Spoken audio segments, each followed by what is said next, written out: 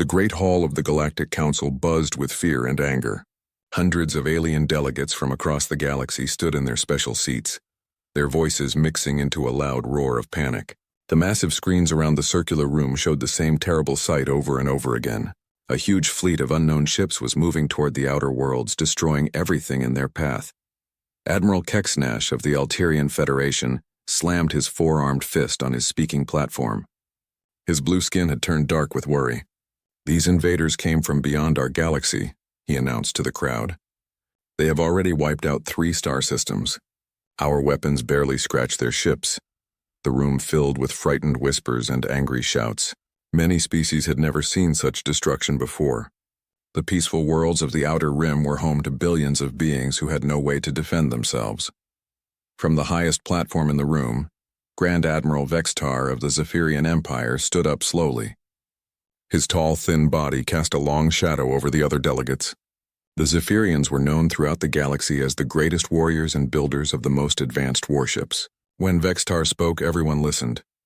"Fear will not save our worlds," Vextar said, his voice carrying easily through the huge hall. "The Zephyrian Empire offers to lead a combined fleet against these invaders.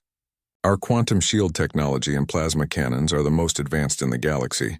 Together with our allies, we can stop this threat." Many delegates nodded with relief. The Zephyrian ships were beautiful works of art, with smooth curves and glowing energy fields that could slice through asteroids like butter. Their weapons could destroy entire moons, and their shields could turn away the most powerful attacks. The crystalline collective's representative, a being made of living glass, rang like a bell when it spoke. "The collective agrees to join this fleet. Our energy phase weapons will complement your plasma technology perfectly." One by one, the greatest military powers in the galaxy agreed to work together. The Mechanoid Union brought their self-repairing robot ships. The Void Walkers offered their ships that could appear and disappear in battles. The Plasma Lords promised their sun-powered weapons that could burn through anything. But in a small section of the hall, Ambassador Sarah Chen of Earth sat quietly. She was a middle-aged woman with gray hair and tired eyes. Most of the other delegates had forgotten that humans were even part of the Galactic Council. Earth was considered a backwater world with primitive technology. Admiral Vextar noticed the human sitting alone. A cruel smile crossed his face. "Ambassador Chen," he called out, his voice dripping with fake politeness. "Surely Earth wants to contribute to this great effort. Perhaps you could offer some of your charming metal ships?" Laughter rippled through the hall. Everyone knew about human ships. They were big, ugly blocks of metal that moved slowly through space. While other species had learned to use pure energy for everything, humans still used old-fashioned rockets and bullets. Their ships looked like they belonged in a museum, not in a real space battle. Sarah Chen stood up calmly. She was not tall or impressive like the other delegates, but something in her eyes made a few of the smarter aliens stop laughing. "Earth will defend its territory," she said simply. "Our fleet is already in position." This caused even more laughter. The Zephyrian admiral could barely control himself. "Your fleet? Those ancient relics that barely made it to your moon? My dear ambassador, this is serious warfare, not a parade of historical curiosities." A mechanoid unit clicked and whirred as it spoke. "Human ships still use chemical explosions for power. Our databases show they have not updated their designs in centuries. It would be cruel to let them face these invaders." Sarah Chen did not show any anger at the insults. She had heard them all before. "The human fleet will hold the Sol system," she repeated. "We ask only that you give us time to evacuate our civilians if we fail." More laughter filled the hall. Grand Admiral Vextar shook his head in what looked like pity. "Very well, Ambassador. We will rescue your survivors after we deal with the real fighting. Try not to get in our way." The meeting ended with grand speeches about galactic unity and advanced technology. The combined alien fleet would meet at the edge of human space, then move out to face the invaders. It was the largest gathering of warships in galactic history, with thousands of vessels equipped with the most advanced weapons known to science. As the delegates filed out of the hall, many of them joked about the humans and their old ships. Some wondered if the human fleet would even show up to fight. Others bet on how quickly the human ships would be destroyed when they met real enemy fire. But Sarah Chen walked alone back to her small transport ship. She activated a secure communication channel to Earth. "Council Command, this is Ambassador Chen. The other species will arrive at Sol in 48 hours. Status of home fleet? The voice that answered was calm and professional. All ships are in position, Ambassador. The boys and girls are ready. Tell them the galaxy is watching, Sarah said. Time to remind everyone why humans don't build pretty ships. Far away in the Sol system, Captain Elena Rodriguez stood on the bridge of the UES Indomitable. Through the thick armored windows, she could see the rest of the human defense fleet spread out in formation. Each ship was exactly what the aliens had said. A massive block of metal and armor, covered in weapon turrets and communication arrays. The Indomitable itself was over 60 years old. Its hull was scarred from a dozen different battles and covered with patches and repairs. The main guns were huge metal cylinders that looked primitive compared to the glowing energy weapons of other species. The engines were simple fusion drives that pushed the ship forward with bright flames instead of the elegant energy fields used by advanced aliens. Rodriguez was a veteran of the Mars colony wars and the asteroid mining conflicts. Her face was weathered and serious, marked by years of commanding ships in battle. She had served on the Indomitable for 20 years and she knew every bolt and wire on the old ship. Captain, her communications officer called out. Long-range sensors are picking up the alien fleet approaching from galactic north. Estimated arrival in 36 hours. Rodriguez nodded. Around her, the bridge crew worked at their stations. Unlike the clean, automated bridges of alien ships, the human bridge was full of manual controls, backup systems, and redundant equipment. Everything was built to work even if half the ship was destroyed. Signal the fleet, Rodriguez ordered. All ships to battle stations. Begin final preparations. Across the human formation, old warships that looked like they belonged in a scrapyard began to hum with hidden power. Crews that had trained for this moment their entire lives moved through familiar routines. Weapons that seemed ancient were loaded with ammunition that could crack planets. The aliens were coming with their pretty ships and advanced technology. They thought they understood warfare because they had powerful weapons and strong shields. But they had never fought humans before. They were about to learn that sometimes the oldest ships carried the biggest surprises. The combined alien fleet dropped out of faster-than-light travel at the edge of the Sol system like a glowing cloud of deadly beauty. Thousands of ships spread across space in perfect formation, their hulls shimmering with energy shields and their weapons glowing with contained power. Grand Admiral Vextar stood on the bridge of his flagship, the Cosmic Triumph. The ship was a masterpiece of Zephyrian engineering, shaped like a graceful bird with wings made of pure energy. Through the transparent aluminum windows, he could see his magnificent fleet arranged in attack formations that had been perfected over centuries of warfare. Report, Vextar commanded, his 4 eyes focusing on the tactical display. His weapons officer, a young Zephyrian with bright silver skin, looked up from his console with excitement. Sir, our scanners have located the human defensive fleet. They are positioned in a loose formation around the 4th planet, Mars, according to our star charts. Show me, Vextar ordered. The main screen filled with an image that made several bridge officers laugh out loud. The human fleet looked exactly like the jokes they had heard at the Galactic Council. 67 ships hung in space like ancient metal boxes, their hulls dark and scarred.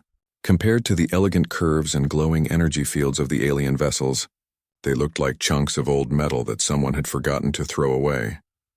By the 7 suns, breathed Captain Thexley of the Crystalline Collective, his voice coming through the communication system. Are those actually warships? They look like cargo haulers from my great-grandfather's time. The mechanoid admiral's electronic voice crackled with amusement. My databases indicate those designs are at least 200 years old. The largest vessel appears to be using a basic fusion drive system. How quaint. Vextar studied the human formation with the eye of an experienced warrior. The ships were spread out randomly with no elegant battle patterns or coordinated energy fields. Their weapons appeared to be simple metal turrets that stuck out from the hull like old-fashioned cannons. Magnify the lead vessel, he ordered. The image zoomed in on the UES Indomitable, and the laughter on the bridge grew louder. The ship was covered in patches and repairs, like an old ground vehicle that had been fixed too many times. Its main guns were huge metal cylinders that pointed forward like the weapons of ancient warships from primitive worlds. Sir, the scanning officer reported, trying to control his laughter. Their communication system is using simple radio waves, not even quantum encryption. Should we establish contact? Oh yes, Vextar said with a cruel smile. Let us speak to these brave warriors. The communication went out on all frequencies, broadcasting in the common galactic language. Vextar's voice was smooth and mocking. Human vessels, this is Grand Admiral Vexitar of the Zephyrian Empire, commanding the combined galactic fleet. You are clearly outmatched and outgunned. Surrender now, and we will ensure your safe evacuation before we deal with the real threat to the galaxy. For a long moment, there was silence. Then a simple radio transmission came back from the human flagship. The voice was calm and professional, with a slight accent that sounded strange to alien ears. Unknown Fleet. This is Captain Elena Rodriguez of the United Earthship Indomitable, commanding the Sol Defense Force. Your intentions in this system are unclear. State your business or withdraw immediately. The alien bridge officers looked at each other in amazement. Did these primitive humans really think they could give orders to the most powerful fleet in galactic history? Vextar leaned forward in his command chair. Captain Rodriguez, perhaps you do not understand the situation. We represent over 50 advanced civilizations.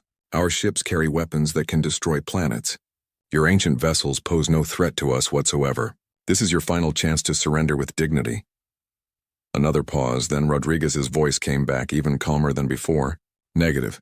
The Sol Defense Force will not stand down. Human territory is protected by human ships and human crews. If you wish to pass through this system, you will need to go through us. The bridge erupted in laughter. A Plasma Lord Commander's fiery voice crackled over the communication system. Did they just challenge us to battle? With those museum pieces? Sir, the tactical officer reported, wiping tears of laughter from his eyes. Detailed scans show their armor is simple metal alloys. Their weapons appear to be kinetic projectile systems. They still use bullets and explosives. My readings indicate they are not even using proper energy shields. Vexitar stood up, his tall form casting shadows across the bridge. Through the viewing ports, he could see the human ships hanging in space like dark, silent threats. But they were not threats at all. They were relics from a bygone age, manned by a species too stubborn to understand how outclassed they were. All ships, prepare for battle, Vextar announced to his fleet. Weapons to minimum power. We do not want to vaporize them completely. Perhaps we can disable their engines and take some prisoners for study. It will be interesting to see how these primitives have survived so long with such ancient technology. Across the alien fleet, thousands of weapon systems came online. Plasma cannons glowed white-hot, energy lances crackled with contained lightning, and quantum disruptors hummed with the power to tear apart atomic bonds. The combined firepower was enough to crack a moon or boil away an ocean. In contrast, the human ship sat silent and dark. No energy signatures, no glowing weapons, no sign of advanced technology at all. To the alien sensors, they looked dead in space, powered only by their primitive fusion reactors. Captain Rodriguez received the tactical report on her bridge with the same calm expression she had worn for 20 years of combat. They're powering weapons, her sensor operator reported. Energy readings are off the charts, Captain. Every ship in that fleet could destroy a city by itself. Acknowledged, Rodriguez replied. She looked around her bridge at the men and women who had served with her through the Mars conflicts and the asteroid wars. They were all veterans, all professionals, all ready to do their job. Signal the fleet, she ordered. All ships to condition red. Weapons free. Prepare to engage. Throughout the human formation, old warships that had seemed dead suddenly came alive, but not in ways the aliens could understand. Instead of glowing energy fields, they showed heat signatures from dozens of hidden systems. Instead of exotic weapon displays, they simply turned their ugly metal turrets toward the enemy.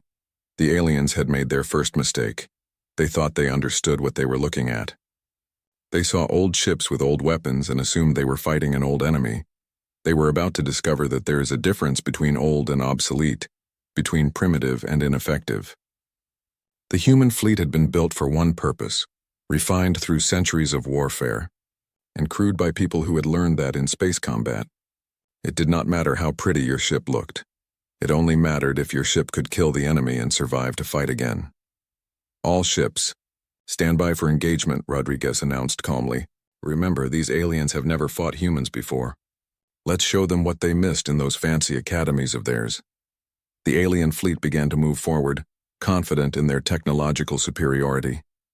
Behind them, the real invaders from beyond the galaxy watched through their own sensors, curious to see how these two forces would fare against each other. The stage was set for a battle that would change how the galaxy thought about humanity forever. The first alien attack came like a storm of rainbow-colored death. Thousands of energy weapons fired at once, filling space with streams of plasma, quantum lightning, and pure destructive force. The beams struck the human ships in brilliant flashes that could be seen from Mars itself. On the bridge of the Cosmic Triumph, Grand Admiral Vextar watched with satisfaction as his fleet's opening salvo hammered the primitive human vessels. The energy readings from the impacts were enormous, enough to vaporize any normal ship several times over. Direct hits across their entire formation, his weapons officer reported with excitement. "Sir, those ships should be nothing but vapor by now." But as the brilliant flashes faded, something impossible appeared on the tactical displays. The human ships were still there. Not only were they undamaged, but their energy signatures were actually growing stronger. "What?" Vextar demanded, leaning forward in his command chair. "Scan them again!" "Those readings cannot be correct." His scanning officer's hands danced over his controls, his silver skin turning pale with confusion. "Sir, the readings are accurate. Somehow their power output is increasing. It's as if our weapons are feeding energy into their systems instead of destroying them." Across the alien fleet, similar reports flooded the communication channels. Captains who had been laughing moments before now spoke with growing concern and confusion. "Impossible," declared Captain Thexley of the Crystalline Collective.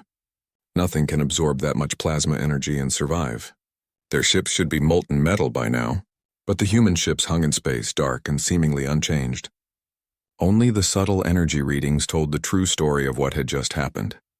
Deep within those ugly metal hulls, systems that the aliens had never imagined were quietly converting their energy attacks into power. On the bridge of the Indomitable, Captain Rodriguez watched her power displays climb steadily upward. "Energy absorption at 90% efficiency," her engineering officer reported with a slight smile. "All capacitor banks are charging nicely, Captain." "Thank you, Commander Hayes," Rodriguez replied calmly. Around her, the bridge crew worked at their stations with the professional calm of people who had expected exactly this result. The Indomitable's hull looked like simple metal to alien scanners, but appearances were deceiving. Hidden beneath layers of ablative armor were metamaterial grids designed to channel energy attacks directly into the ship's power systems. What looked like primitive metal plating was actually a complex system that could absorb and redirect almost any form of energy weapon. This technology had been developed during the Mars colony wars, when human ships had faced energy-based mining lasers turned into weapons. Instead of building stronger armor, human engineers had learned to make armor that could drink energy attacks and grow stronger from them. Admiral Vextar stared at his displays in growing alarm. "Fire again!" "Maximum power. All ships concentrate fire on the lead vessel." The second barrage was even more intense than the first. Every ship in the alien fleet poured energy into the human flagship, enough power to crack a small moon. The space around the Indomitable turned white-hot with contained fury. And when the light faded, the old human ship was not only intact, it was moving. "By the seven suns," breathed Vextar as his sensors showed the impossible truth. The human ship was accelerating directly toward his fleet, its primitive fusion drive suddenly blazing with power that seemed impossible for such an old design. What the aliens did not understand was that human fusion drives were not primitive at all. They were variable output engines that could run on minimum power for years, or push their reactors to dangerous limits when battle demanded it. While alien ships relied on steady, efficient energy sources, human ships were built like coiled springs, ready to release enormous power when needed. Across the human formation, 67 ships that had seemed dead in space suddenly roared to life. Their engines flared like newborn stars as they surged forward, closing the distance to the alien fleet with startling speed. "This is impossible," Vextar shouted. "Those ships should not be able to move that fast. Our intelligence said they were slow and clumsy." His tactical officer's voice was tight with fear. "Sir, they are accelerating at 12 standard gravities. At their current rate, they will be within our formation in 18 minutes. All ships evasive maneuvers," Vextar ordered. "Do not let them close the distance." But the alien fleet, for all its advanced technology, had been designed for long-range energy combat. Their ships were fast and maneuverable, but they were not built for the kind of brutal close-quarters fighting that human ships were made for. The Zephyrian vessels were works of art, with graceful curves and delicate energy projectors. They were perfect for elegant battles between civilized species who fought with honor and style. But they had never faced an enemy that built ships like hammers and fought like cornered animals. Captain Rodriguez stood calmly on her bridge as the distance to the enemy fleet shrank rapidly. Through the armored viewing ports, she could see the alien ships beginning to scatter, their beautiful formations breaking apart as panic set in. "Captain," her weapons officer reported, "we are approaching optimal firing range. All guns are loaded and ready." "All ships, this is Indomitable," Rodriguez announced over the fleet communication system. "Time to show these pretty boys what real warships look like. Weapons free, engage at will." What happened next would be remembered in military academies across the galaxy for centuries. The human ships, ugly and scarred as they were, opened fire with weapons that the aliens had dismissed as primitive relics.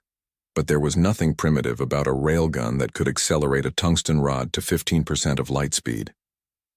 There was nothing obsolete about missiles that used quantum-encrypted guidance systems immune to alien jamming. There was nothing ancient about nuclear warheads that could crack asteroids in half. The first human salvo tore through the alien formation like a hurricane through a flower garden. Railgun rounds moving at incredible speeds punched through energy shields as if they were not there, turning beautiful alien ships into expanding clouds of debris. Missiles that looked like simple chemical rockets suddenly revealed guidance systems more advanced than anything in the alien fleet. They twisted and turned through defensive fire, their artificial intelligence minds calculating paths to targets with inhuman precision, and behind the kinetic weapons came the nuclear fire.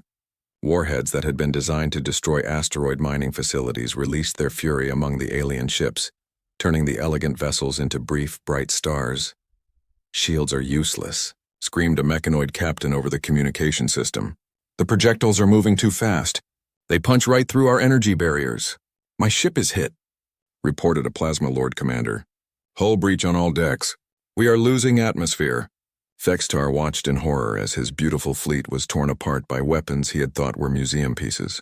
His tactical display showed ship after ship going dark as human fire found its mark with deadly precision. "How?" he whispered, staring at the approaching human vessels. "How are they doing this?" The answer was simple, but it was one that the advanced alien civilizations had forgotten in their pursuit of elegant technology. The humans had never stopped fighting each other. While other species had achieved peace and focused on making their weapons more sophisticated, humans had spent centuries making their weapons more deadly. Every human ship was a veteran of multiple conflicts. Every weapon system had been tested in actual combat. Every design had been refined through the harsh teacher of battlefield experience. The aliens had built ships to impress other aliens. The humans had built ships to kill enemies and survive battles. There was a difference, and that difference was about to cost the alien fleet everything.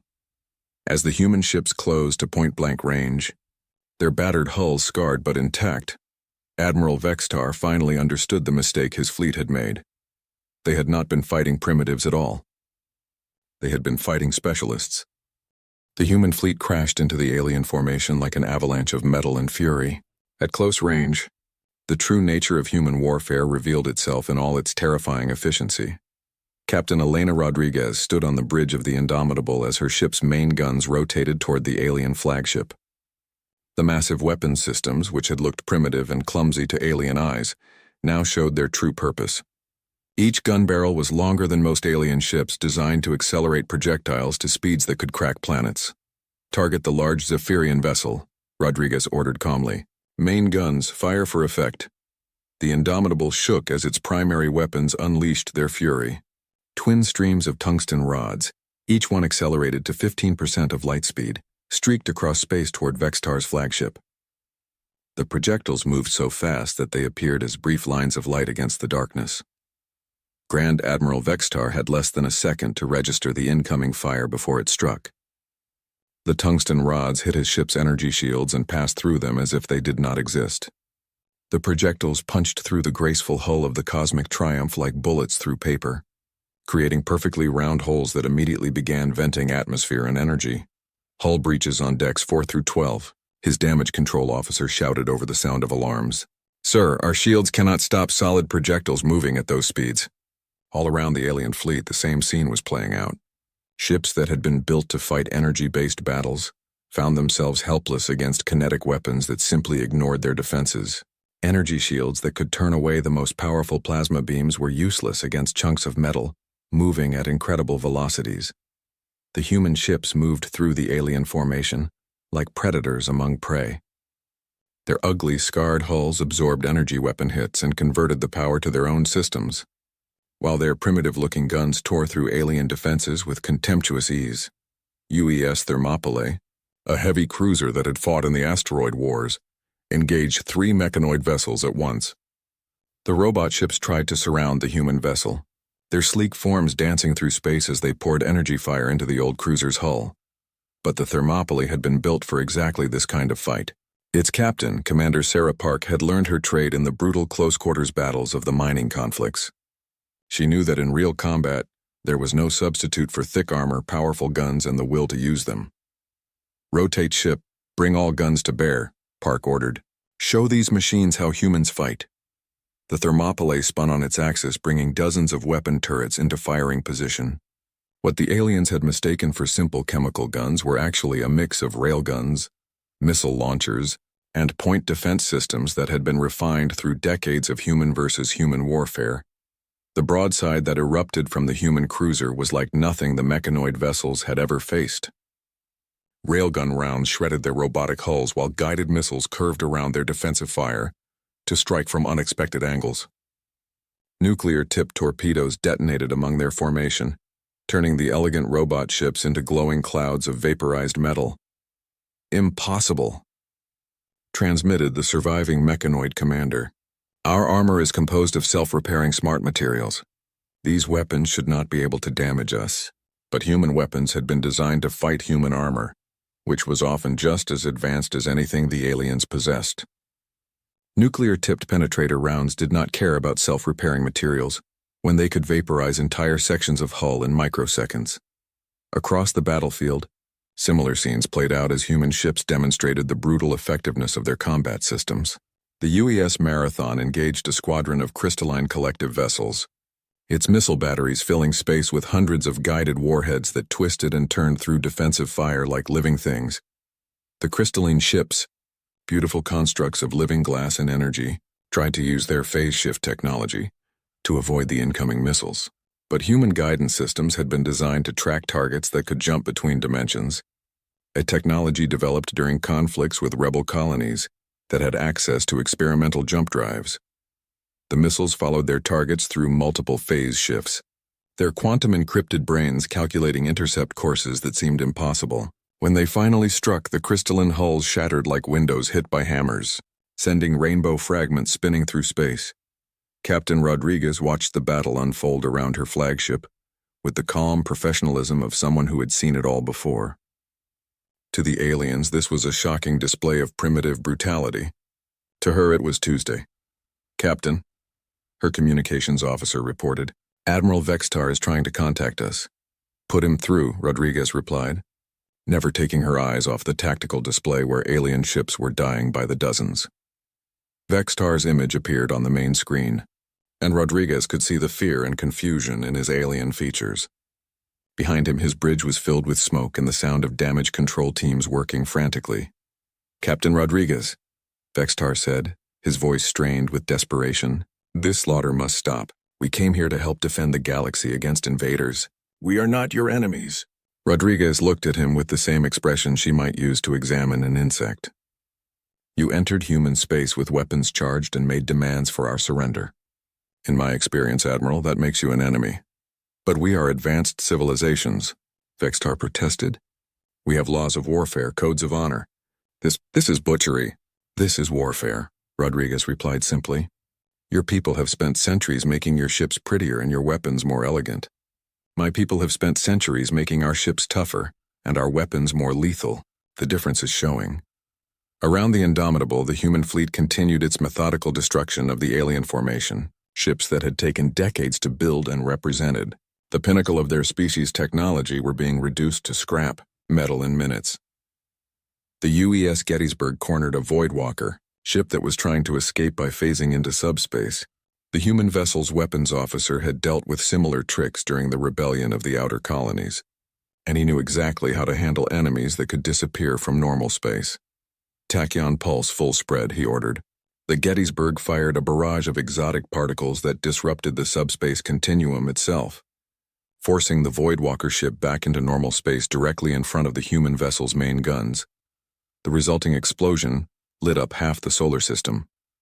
Meanwhile, the UES Valley Forge engaged in a knife fight with a Plasma Lord dreadnought, the two ships so close that their hulls almost touched. The alien ship poured solar fire into the human vessel's armor, turning sections of hull white-hot with contained star fury. But the Valley Forge had been designed for exactly this kind of punishment. Its armor was not just metal.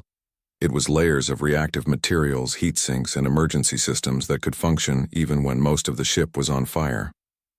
The human crew continued to fight even as their bridge filled with smoke and their hull glowed with heat. The alien ship, for all its power, had never been built to take damage. When the Valley Forge's point-blank railgun fire finally penetrated the Plasma Lord's elegant hull, the alien vessel came apart like a flower in a blast furnace. Admiral Vextar watched his proud fleet being systematically destroyed by weapons and tactics he had never imagined. These humans fought without honor, without elegance, without any consideration for the accepted rules of civilized warfare. They fought to win. All ships, retreat, Vextar finally ordered, his voice breaking with the shame of defeat. All vessels withdraw immediately. We cannot win this battle. But Captain Rodriguez was not finished with her lesson. Negative, Admiral, she said over the open channel. You came here to judge human capabilities. The demonstration is not yet complete. The human fleet began to move again, pursuing the fleeing alien ships with the relentless determination of hunting wolves. They had been dismissed as primitives, laughed at as relics, ignored as irrelevant. Now it was time to make sure the galaxy never made that mistake again. The battle that had begun with alien laughter ended with alien screams. Across the solar system, the wreckage of what had once been the most advanced fleet in galactic history drifted in slowly expanding clouds of debris. Grand Admiral Vextar's flagship limped through space, its elegant hull cracked in bleeding atmosphere from dozens of wounds. Half his bridge crew was dead or injured, and the beautiful energy fields that had once surrounded his ship flickered weakly like dying candles. Casualty report, Vextar demanded, though he already knew the answer would be terrible. His surviving tactical officer, her silver skin burned black from electrical fires, looked up from her damaged console. Sir, we have lost 68% of the fleet. Most of the survivors are heavily damaged and barely able to maintain life support. 68%. Nearly 7,000 ships representing 50 different civilizations and centuries of technological advancement had been destroyed or disabled by 67 human vessels that looked like they belonged in a museum. How many human ships have we destroyed? Vextar asked, though he dreaded the answer. None, sir, came the whispered reply. Several human vessels show battle damage, but all remain operational. Their casualty reports indicate minimal crew losses. Vextar stared at the tactical display in disbelief. The human ships hung in space around his fleeing survivors like dark wolves surrounding a wounded herd. Their hulls were scorched and scarred from the battle, but not one had been destroyed. Not one had even been disabled. The communication board crackled to life with the voice of Captain Rodriguez. Her tone was as calm and professional as it had been at the beginning of the battle, as if the complete destruction of a galactic fleet was simply another day's work. Admiral Vextar, this is Captain Rodriguez. You are ordered to withdraw from human space immediately. Any vessel that attempts to return will be destroyed without warning. Wait, Vextar called out desperately. Captain, please. We must speak. The real threat to the galaxy is still out there. The invaders from beyond our borders, they are the ones we came to fight. There was a pause, then Rodriguez's voice returned with a slight note of interest. Explain. There is a fleet of unknown ships moving through the Outer Rim territories, Vextar said quickly, afraid that the humans might start shooting again at any moment. They have already destroyed 3 star systems. Our combined fleet was formed to stop them before they reached the core worlds. Another pause. When Rodriguez spoke again, her voice carried a hint of something that might have been amusement. And you thought the best strategy was to demand the surrender of the only species in the galaxy that still knows how to fight a real war? The truth of that statement hit Vextar like a physical blow. In their arrogance, they had tried to push aside the one military force that might actually be able to help them. Worse, they had revealed their own weakness and incompetence in the most humiliating way possible. "Captain," Vextar said, his pride finally cracking completely, We need your help. Our weapons and tactics are useless against enemies who do not follow the accepted rules of civilized warfare. But your people, you fight like they do. Like killers. We fight like survivors," Rodriguez corrected him. "There's a difference. We don't kill because we enjoy it, Admiral. We kill because we're very, very good at it, and because sometimes that's what the situation requires." Through his damaged viewports, Vextar could see the human ships slowly moving back to their defensive positions. Even now, after demonstrating their overwhelming superiority, they maintained their formations and kept their weapons ready. These were not conquerors or glory seekers. These were professionals doing a job. "What do you know about these invaders?" Rodriguez asked. Vextar quickly transmitted what little data his fleet had managed to gather. Ships of unknown design, using weapons that ignored conventional defenses, showing no interest in communication or diplomacy. They simply appeared, destroyed everything in a system, and moved on to the next target. "Sounds familiar," Rodriguez said after reviewing the data. "Mass extinction events, total destruction of infrastructure, no apparent interest in conquest or negotiation." Captain Martinez's analysis. Another human voice joined the communication, calm and analytical. "Classic extermination pattern, Captain. Similar to the Titan Corporation's scorched earth tactics during the Jupiter conflicts, but on a much larger scale. These invaders aren't trying to conquer territory. They're trying to eliminate all life in the galaxy." Vextar felt his heart skip a beat. The human officers were discussing galactic extinction as if it were a tactical problem to be solved, not the end of civilization itself. "Recommendations?" Rodriguez asked. "Standard anti-extinction protocol," Martinez replied. "Find them, fix them, and finish them. Though we'll need to coordinate with local forces to be effective at this scale." "Local forces?" Rodriguez's voice carried a note of dry humor. "You mean these gentlemen who just demonstrated that they couldn't fight their way out of a paper bag?" There was laughter on the human communication channel. Actual laughter, as if the complete defeat of the galactic fleet was amusing rather than terrifying. "Captain Rodriguez," Vextar interrupted desperately, "will you help us?" "That depends, Admiral. Are you willing to follow human tactical doctrine? Because I can tell you right now that our way of fighting is nothing like what you're used to. We don't worry about honor or elegance or minimizing collateral damage. When we fight an extinction-level threat, we fight to win, and we use every weapon available." Vextar thought about his beautiful ships, reduced to scrap metal in less than an hour. He thought about the elegant tactics and honorable combat traditions that had proven utterly worthless against an enemy that simply ignored them. "Yes," he said finally. "We will follow your lead." "Good. Signal your surviving ships to form up behind the human fleet. We're going hunting."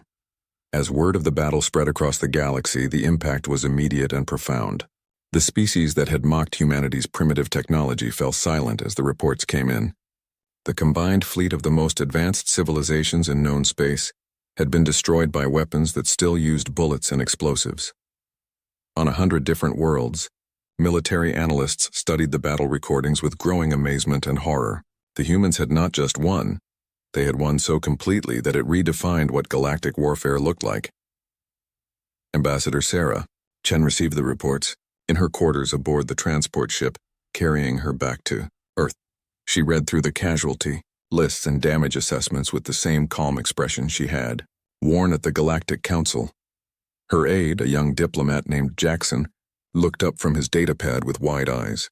"Ambassador, the galactic media is calling it the most one-sided military defeat in recorded history. Some of them are saying that humanity represents a threat to galactic peace." Sarah Chen smiled for the first time in weeks. "Let them think what they want, Jackson. The important thing is that they're finally taking us seriously." Meanwhile, in the depths of space beyond the galaxy's edge, the real invaders watched the battle through their own sensors. Their artificial intelligence systems analyzed the human tactics and weapons with cold, calculating precision. For the first time since beginning their campaign of extermination, they encountered something unexpected. A species that fought the way they did. A species that built weapons for killing rather than showing off. A species that treated warfare as a profession rather than an art form. The invaders began to recalculate their plans. The galaxy's defenders were not as weak as they had assumed. At least some of them knew how to fight a real war. Back in the Sol system, Captain Rodriguez stood on her bridge and watched the alien survivors form up behind her fleet. They flew in ragged formations, their beautiful ship scarred and broken, their crews humbled by defeat. But they were still alive, and they were still willing to fight. That was something she could work with.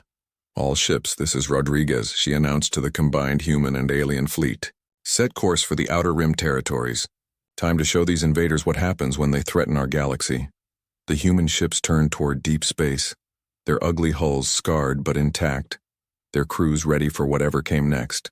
Behind them followed the remnants of the galactic fleet, no longer laughing at the relics from Sol. They had learned the hard way that sometimes the oldest ships carried the biggest guns, and the most primitive species knew the most about war. The galaxy would never underestimate humanity again.